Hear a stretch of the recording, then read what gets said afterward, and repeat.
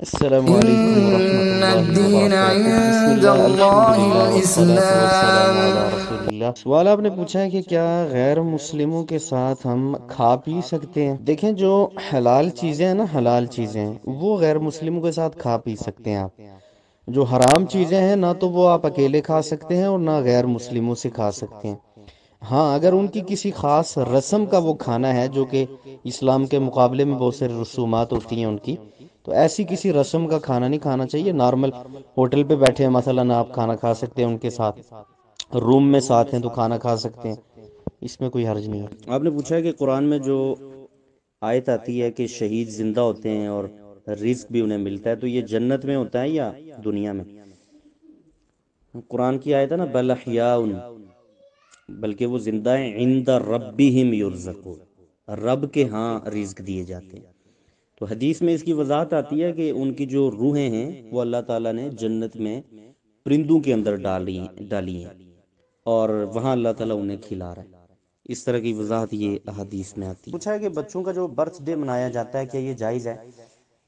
کسی بھی شخص کا برتھ ڈے منانا، چاہے وہ بچہ ہو یا بڑا ہو یا نیک ہو یا برا ہو، کوئی بھی ہو، یہ اسلام میں نہیں ہے۔ اگر ہوتا تو نبی علیہ الصلاۃ والسلام جیسی شخصیت، اللہ کے نبی محبوب، ان کا برتھ ڈے منایا جاتا، اور صحابہ رضی اللہ تعالیٰ عنہم اجمعین جو آپ علیہ الصلاۃ والسلام کے لیے جان قربان کر سکتے تھے اور کرتے رہے ہیں، وہ برتھ ڈے بھی منا سکتے تھے، لیکن ایسا نہیں ہوا۔ اس کا مطلب یہ ہے کہ اسلام میں تو یہ بالکل نہیں ہے، اور یہ چیز مسلمانوں نے سیکھی ہے غیر مسلموں سے، دیکھتے تھے ان کو وہ کر رہے ہیں تو دیکھا دیکھی شروع کر دی ہے، اس لیے اسلام سے اس کا کوئی تعلق نہیں ہے۔ اور ویسے بھی یہ فضول خرچی ہے نا، اب دیکھیں بھوک پیاس اتنی ہے، غربت اتنی ہے پاکستان میں، لوگ بھوکے مر بھی رہے ہیں، خودکشیاں کر رہے ہیں، اور جناب کھانا میسر نہیں ہے، کپڑا نہیں ہے، اور ایک طرف آپ عیاشی کروائیں اپنے بچوں کو۔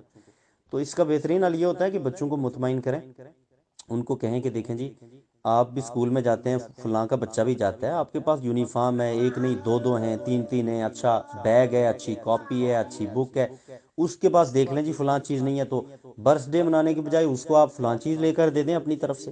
بچوں کی تربیت بھی ایسے ہوگی اور خرچ کرنے کا جذبہ پیدا ہوگا، تو اس طرح کا کوئی کام بچوں سے کروا لیا کریں ان کی خوشی کے لیے۔ یہ جو کہا جاتا ہے نا کہ وضو کے اتنے فرض ہیں، نماز کے اتنے ہیں، اور جناب نماز کی اتنی سنتیں ہیں، وضو کی اتنی سنتیں ہیں، یہ جو فرق ہے نا، یہ جو تعداد الگ الگ کی ہے، یہ علماء نے بعد میں ہی کی ہے۔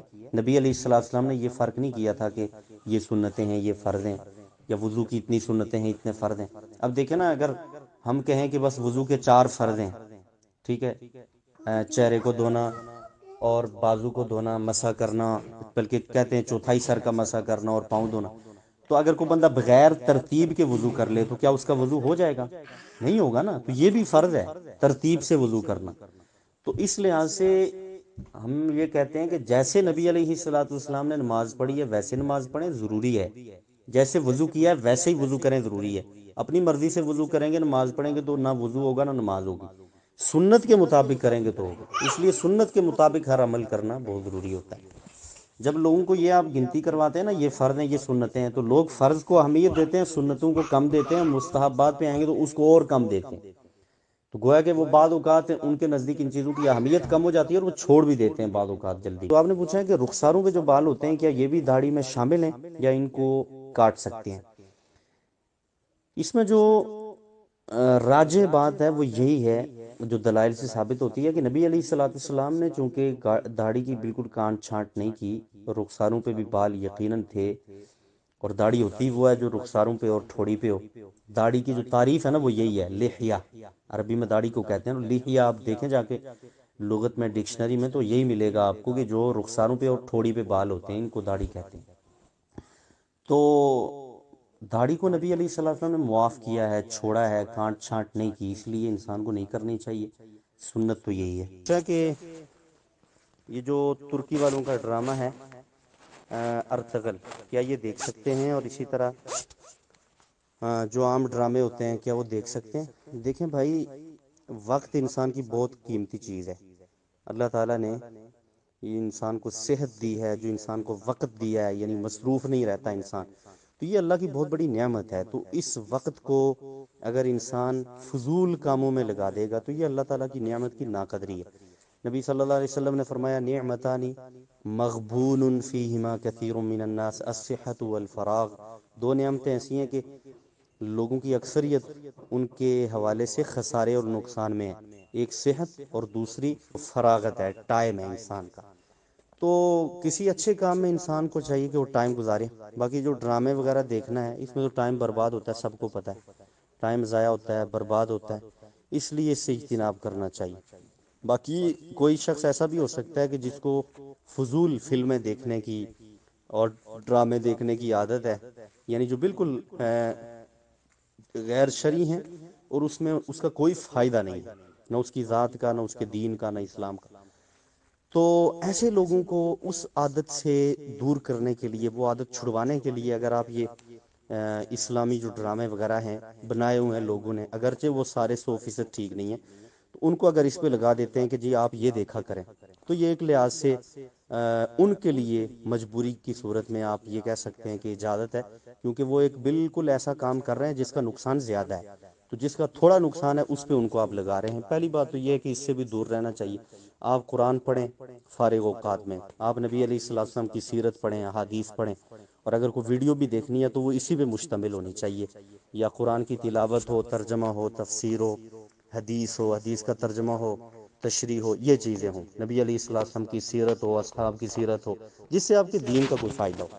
تو اللہ تعالیٰ سمجھ کر عمل کرنے کی توفیق عطا فرمائے۔ اور رہا یہ مسئلہ کہ یہ جو ختم وغیرہ ہے اس کا کھانا کھایا جا سکتا ہے یا نہیں، تو اللہ تعالیٰ نے قرآن مجید میں فرمایا وَلَا تَعَاوَنُوا عَلَى الْإِثْمِ وَالْعُدْوَانِ، کہ گناہ میں یا کسی بھی غیر شرعی کام میں، زیادتی میں، کسی کے ساتھ آپ کا تعاون شامل نہیں ہونا چاہیے۔ تو یہ چونکہ شرعی کام نہیں ہے بلکہ ایک بدعت لوگوں نے دین میں ایجاد کی ہے، اس لیے اس میں کسی بھی طرح کا ہمارا تعاون شامل نہیں ہونا چاہیے۔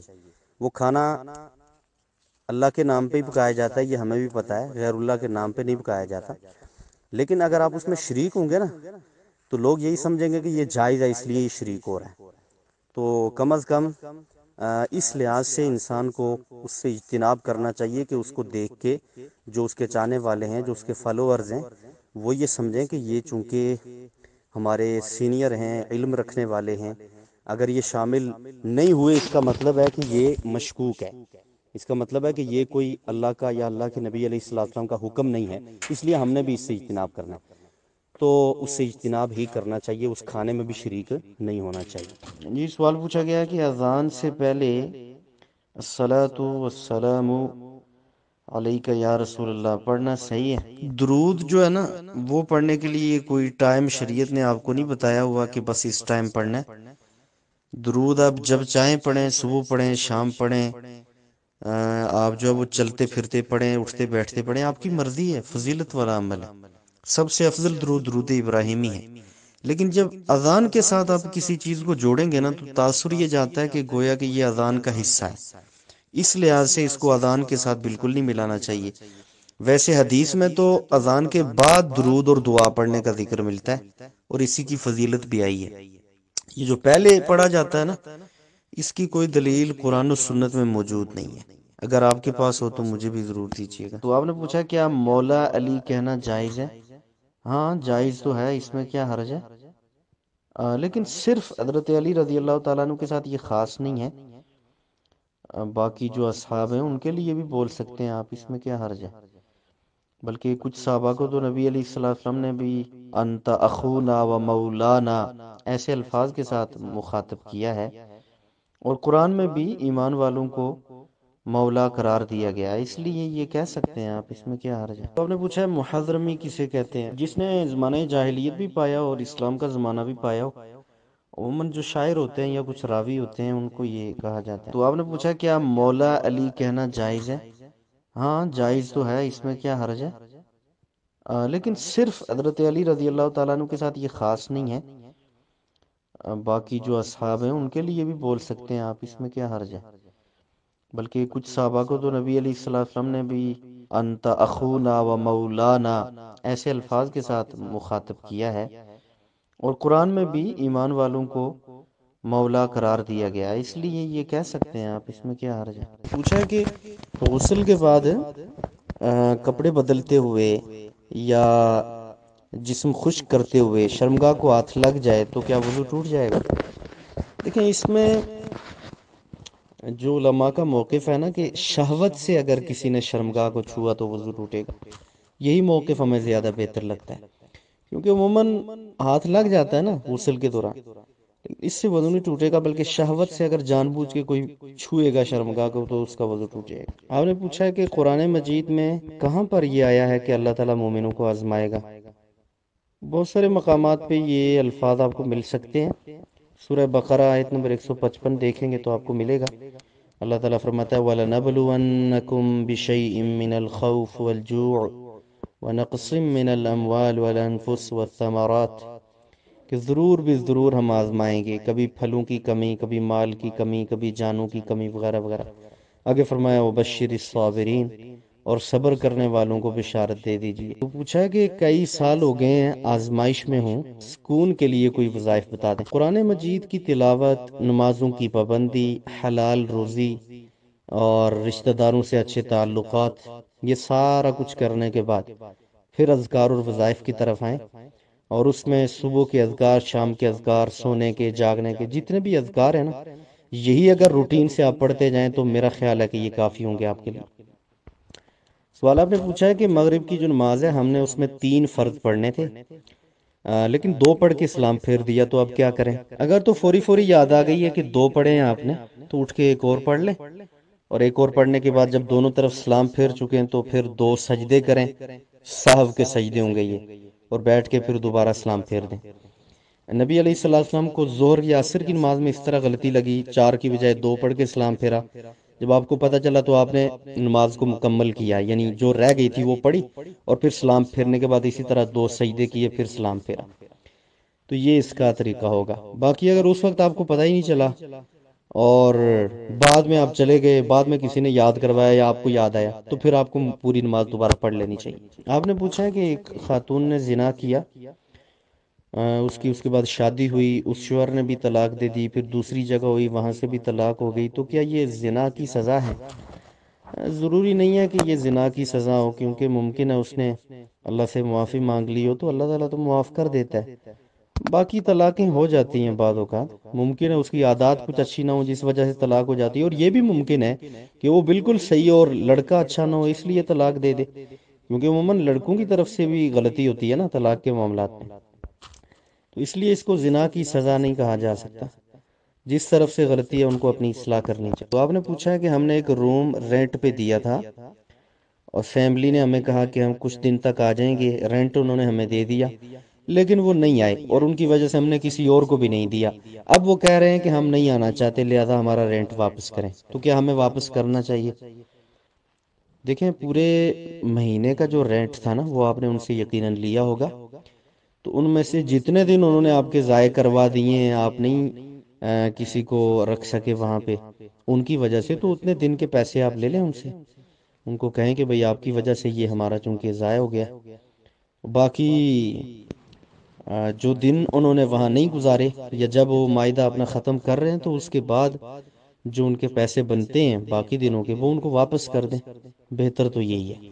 تو آپ نے پوچھا ہے کہ تہجد کی نماز میں باقاعدگی سے ادا کرتی تھی، لیکن اب مجھ سے ادا نہیں ہو رہی، اس کے لیے کچھ بتا دیں۔ شیطان ہوتا ہے نا وہ انسان کو ڈسٹرب کرتا ہے، اور معاملات ہوتے ہیں ان میں بھی ڈسٹربنس پیدا کرتا ہے، مصروفیات بڑھا دیتا ہے، تاکہ بندہ جو ہے وہ اللہ تعالیٰ کی یکسو ہو کر عبادت نہ کر سکے۔ تو ایسے سارے اذکار جو شیطان سے بچاؤ کے لیے پڑھے جاتے ہیں وہ آپ پڑھیں روٹین سے، انشاءاللہ بہتری ہوگی۔ تہجد کی نیت کر کے لازمی سوئیں، اگر آپ نہیں بھی اٹھیں گے نیت کا اجر بھی آپ کو ضرور ملے گا۔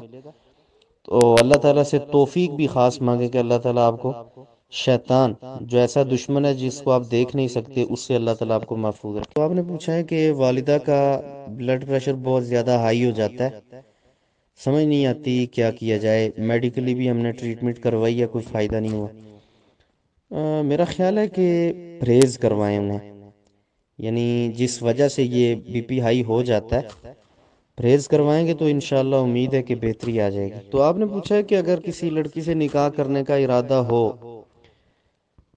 تو کیا اس کے والد کو ہم ابو کہہ سکتے ہیں؟ بھئی عموماً اپنے والد کو ہی ابو کہا جاتا ہے، لیکن اگر آپ کے علاقے میں سسر کو بھی ابو کہا جاتا ہے تو جو آپ کا سسر ہے اس کو ابو کہہ سکتے ہیں؟ ہے نا، وہ انسان کو ڈسٹرب